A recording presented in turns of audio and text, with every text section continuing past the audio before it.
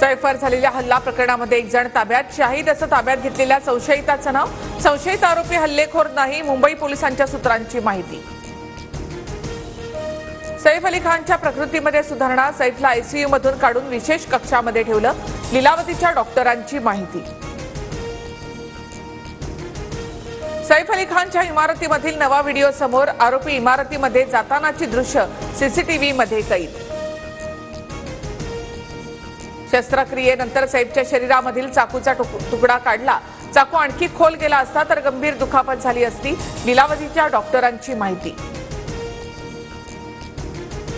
सैफवर हल्ला करणाऱ्या आरोपीकडून शाहरुखच्या घराचीही रेकी, 14 जानेवारीला पोलिसांकडून मन्नत बंगल्यावर जाऊन तपास, सूत्रांची माहिती. केज नांदूर रस्त्यावर वाल्मिक कराडच्या समर्थकांकडून रास्ता रोको, कराड समर्थकांकडून नांदूर रस्त्यावर टायर पेटवत रास्ता रोको आंदोलन. पुण्याच्या अमेनॉरमध्ये वाल्मिक कराडचे आणखी 3 फ्लॅट, ज्योती जाधवच्या नावे फ्लॅटची खरेदी झाल्याची माहिती. उज्ज्वल निकम यांनी मुख्यमंत्री फडणवीसांची भेट घेतली, उज्ज्वल निकम आणि मुख्यमंत्री फडणवीसांमध्ये बंद दाराआड 10 मिनिटं चर्चा. धनंजय मुंडेंच्या कार्यकाळामध्ये कृषी साहित्य खरेदी धोरण का बदललं, 2016ला सुरू झालेल्या डीबीटी योजनेमध्ये बदल का, हायकोर्टाने राज्य सरकारकडे स्पष्टीकरण मागितलं.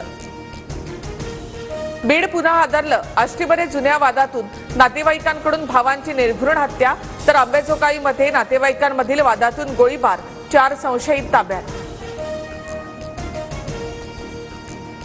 आंबेडकरी अनुयायांच्या परभणी ते मुंबई लॉंग मार्चला सुरुवात होणार, सोमनाथ सूर्यवंशी आणि विजय वाकोडेंच्या कुटुंबाला न्याय देण्याची मागणी. मुख्यमंत्री देवेंद्र फडणवीस दाओसमध्ये वर्ल्ड इकॉनॉमिक फोरममध्ये सहभागी होणार, 20 ते 24 जानेवारीच्या दरम्यान वर्ल्ड इकॉनॉमिक फोरमचं आयोजन.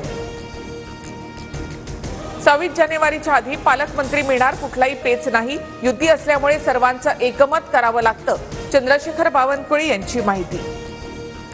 मंत्रिपदी नियुक्ती झाल्यामुळे संजय शिरसाट सिडको अध्यक्षपदावरून पदमुक्त, भरत गोगावले सुद्धा लवकरच एसटी महामंडळाच्या अध्यक्षपदावरून मुक्त होणार.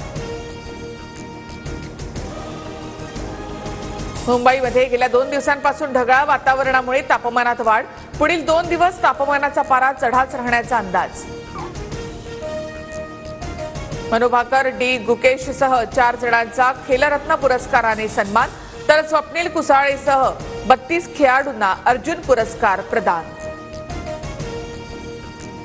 पाकिस्तानचे माजी पंतप्रधान इम्रान खान यांना 14 वर्षांच्या तुरुंगवासाची शिक्षा, अलकादीर ट्रस्ट प्रकरणामध्ये इम्रान खान यांच्यावर कारवाई.